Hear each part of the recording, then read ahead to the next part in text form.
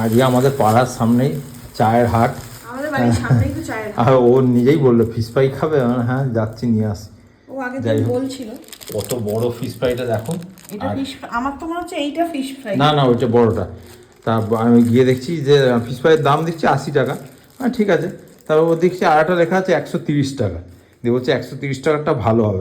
তার মানে বলছে দুটোই ভেটকি, তাহলে তফাৎ কি আছে? বলছে ওটা বড়। হ্যাঁ ঠিক আছে, 80 বড়। টাকারটা বাসা আর 130 টাকারটা ভেটকি। আর তো ওর জন্য নিলাম চিকেন কাটলেট। তুমি এটা খাও না, এটাও খাও, খেয়ে দেখি না না, কেমন। তুমি খাও, আমি তো অতটা ফিশ লাভার নই, আমি তো ইয়ে খাই। আমি বলছি এটা কাটলেট, এটা ফিশ ফ্রাই। এ দেখো ফিশ। হ্যাঁ হ্যাঁ, দেখেছো? আরে এইসব 130 টাকা। খেয়ে দেখো তো কেমন গরম।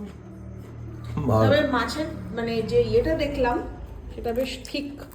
অনেকটা 130 টাকা নিয়েছে কিন্তু বেশ ঠিক, হুম।